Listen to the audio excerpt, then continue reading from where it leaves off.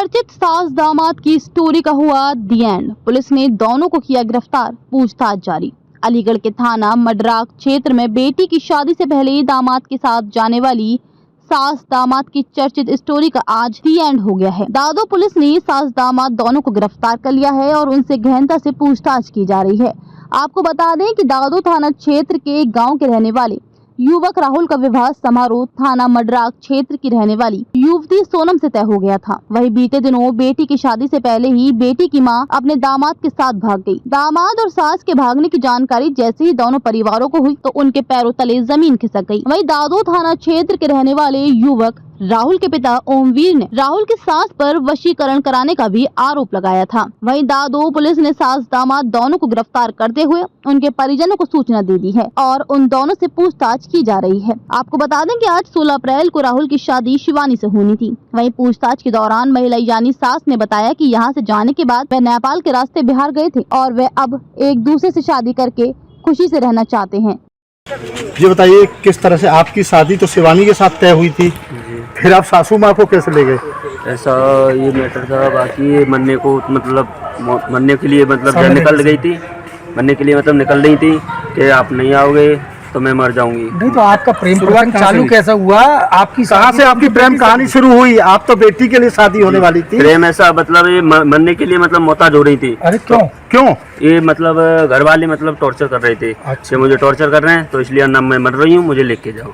तो bus stand Aligarh से मुझे इसने बुलाया, मैं लेके गया।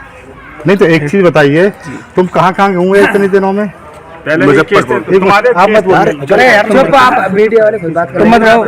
तुम इतने दिन कहाँ फरार रहे, बताइए दोनों लोग? मुजफ्फरपुर बाहर।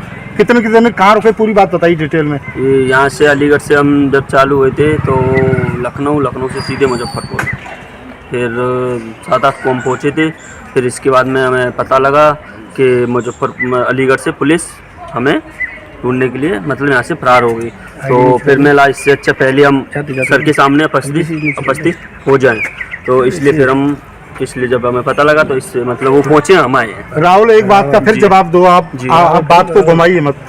मैं जानना चाह रहा हूँ कि जिस तरह से आप यहाँ से फरार हुए, कितने दिन कहाँ रुके, तुम्हारे बहनोई को कब पकड़ा पुलिस ने, क्या तुम्हें सूचना कैसे मिली, ये सारी बात बताइए डिटेल में। बहनोई को जैसे मैं तो उत्तराखंड जा रहा था कपड़े लेने के लिए, तो जब उसी समय इन्होंने कॉल किया कि मरने के लिए मैं जा रही हूँ, ना मुझे लेने आओ ना मैं मर जाऊंगी। फिर उसी समय मैं लेके गया रात को 8-9। नहीं तो आप ही से क्यों बोला इन्होंने कि मरने के लिए आप लेके जाए? आप तो दामाद थे इनके। हाँ, तो मतलब इनका कोई सपोर्ट में नहीं था।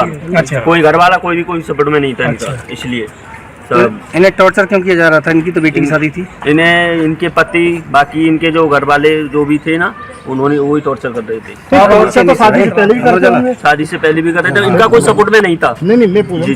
तो फिर आप तो भाई कहीं न कहीं जो है, जिस तरह जितेंद्र ने जो है आपसे रिश्ता तय किया लड़की का, तो फिर आपकी नीयत सास पर क्यों खराब हुई? नियत नहीं है सास में, मेरा कोई नियत खराब नहीं है। फिर क्या है नियत? बात ये है कि जब वो मार तोड़ कर रहा था ना, पी के मतलब गाली गलौज रंडी बाजी मतलब ऐसे गाली गलौज देता था करता था, तो उससे नहीं हुआ, इसलिए मोहताज हो रही थी। तो पहले भी मोहर लगी कर रही हैं? तुम पे तो पहले ही मोहर लगी हुई है, 2 लड़कियां लेके चले गए थे। हाँ, इससे पहले तुम दादा थाना क्षेत्र में, तुम्हारे पिता ने यहाँ बताया थाने में कि तुम 2 महिला लेके आए थे, 2 बार मामला निपटा पंचायत में। ये मतलब वहाँ एक महिला के साथ में हुआ था। बाकी कौन महिला थी, नाम बताओ पूरा उसका। होशियारी नाम थी उसकी। कहाँ की थी? हरदोई। अच्छा, कितने दिन रही तुम्हारे साथ? रही एक भी दिन नहीं। फिर बाकी मैटर वही पंचायत और दूसरी महिला कौन थी? दूसरी? हाँ, दूसरी 2 महिला बताइए। नहीं, एक ही थी। अब आप शादी करेंगे इनसे? गार्ड साहब शादी करेंगे? आप साहब कह रहे हो, हम भी बात करेंगे। नहीं, शादी करेंगे आप? क्या हुआ था पूरा घटनाक्रम बताइए, कहाँ गई थी आप? और परिवार वाले आएंगे, दोनों तरफ के आ जाएंगे जब बात होगी। नहीं तो आप क्या कहना चाहेंगे अब? क्या कहना, साथ में रहेंगे और क्या कहना चाहेंगे? बस सुबह परिवार वाले आ जाएंगे जब बात होगी। किसके साथ में रहेंगी? किसके साथ में? उसके साथ रही हूँ, उसके साथ। और पति जो तो रहेगा अपने बच्चों के साथ। नहीं तो आप जाने का कारण क्या रहा? ऐसे ही चले गए। शादी थी आपकी बेटी की तो आज? चलो कोई बात नहीं है, चले गए तो चले गए बस। नहीं तो बेटी की शादी थी ना, क्यों? आज आपकी बेटी की शादी, कोई वजह? ऐसे ही चले गए थे। कहाँ से कहाँ गए थे आप ये तो बताइए, कहाँ से कहाँ होते हुए तब यहाँ अलीगढ़ आए? पहले कहाँ गए थे जैसे यहाँ से गांव से? हम हाँ ऐसे ही कौन सा शहर है मुझे याद नहीं है। हाँ, तो वहाँ शहर में गए थे, हाँ फिर वहाँ से आ गए। जब पता लगा कि अलीगढ़ की पुलिस पीछा कर रही है तो बच के जाएंगे कहाँ, इसीलिए फिर आ गए। अच्छा, जो जैसा कि कहना है कि आपके पति जो है वो शराब पी करके मारते पीटते थे, तो इससे परेशान होकर के आप गई? हाँ यही कारण है? हाँ यही कारण है। अच्छा, जो उन्होंने दूसरा आरोप लगाया है कि पैसे लेकर के और जो कहते थे वो लेकर, ऐसा कुछ नहीं। तुम्हारे बच्चे केंद्र कह रहे हैं कि तुम 3.5 लाख रुपए, 1 रुपये, जेवर, तमाम चीज जो लड़की की शादी में लगाई थी, खाली मोबाइल और 200 रुपये, इससे अलावा कुछ नहीं लेके तो यानी कि ये आरोप गलत हैं? हाँ, 1 रुपया नहीं लेके गई मैं घर से, कुछ भी नहीं। तो पति के साथ रहेंगी या इनके साथ रहेंगी? इनके साथ रहूँगी, जिनके साथ रहेंगी उनके साथ। नहीं तो एक चीज बताओ, जब तक तुम्हारा तलाक नहीं हुआ तब तक आप कैसे रह लोगी? ऐसे ही रहना है। नहीं, फिर तो इलीगल कहलाएगी ना। बिना शादी के रह लोगी? शादी करेंगे, नहीं तो वो शादी तो इलीगल कहलाएगी। वो शादी जब तक आपका को वो नहीं हुआ, तलाक नहीं हुआ, तब तक कैसे होगी? बस उनके साथ रहेंगे, जिसके साथ रहेंगे उनके साथ रहेंगे।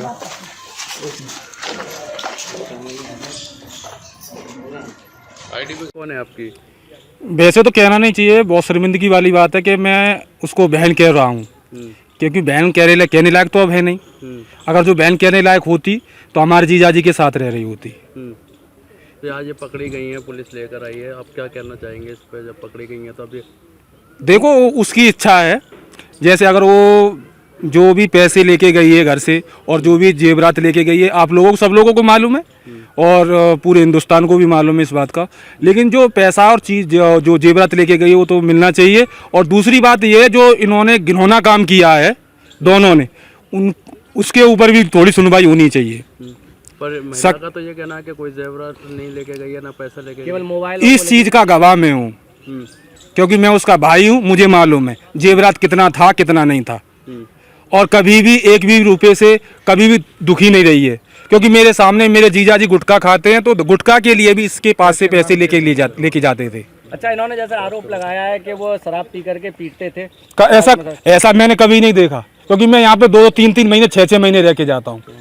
ऐसा मैंने कभी नहीं देखा। ये खाली झूठ पे झूठ बोला जा रहा है और कुछ नहीं। अच्छा, तो ये अब आप अपनाएंगे या नहीं अपनाएंगे? आप देखो, मेरी एक ये गुजारिश है आप लोगों से और पुलिस वालों से कि मैं खाली उन लोगों से 2 मिनट बात करना चाहता हूँ। ठीक है। आज आपकी भांजी की शादी होनी थी और आज ये पकड़े भी गए, तो फिर इसमें क्या करना चाहिए? वो तो सब लोगों को बड़ी दुख की बात है कि आज जो है शादी हो गई होती और सब लोग खुशी में होते। जो आज इतना गम और दहशत है कि कुछ कह नहीं सकते हैं। और मेरे जीजा तो थोड़ा सदमे में भी हैं। मेरी और जो मेरी भांजी जिसकी शादी होने वाली थी, उनका कई दिन इलाज भी चला है। अच्छा, जैसे कि जब इस मामले की शुरुआत हुई तो क्या आपको कभी शक नहीं हुआ कि आपकी बहन का इस तरीके से किसी से संबंध जुड़ रहा है? मैं यहाँ पे था ही नहीं सर। मैं साउथ में आंध्र प्रदेश में था और ये 6 तारीख की घटना हुई थी और 7 तारीख को मैं वहाँ से निकला था। जब फोन पर भी कभी बात होती होंगी तो ऐसा कुछ नजर नहीं आया? ऐसा था ना, 2-3 महीने से मेरी बातें बंद हो चुकी थी। अच्छा। हाँ, तो कभी भी मैं कॉल करता था तो कभी हमेशा बिजी जाता था और फ़ोन कभी रिसीव नहीं किया। 1-2 बार रिसीव भी किया तो मुझे गाली भी दी है। अब भांजी की शादी होगी या नहीं होगी? अब ये किसके साथ रहेंगे? या इनको अपनाएंगे आप लोग? नहीं, ऐसा अपना बिल्कुल गलत बात है। लेकिन जो जेवरात और पैसा है वो मिलना चाहिए।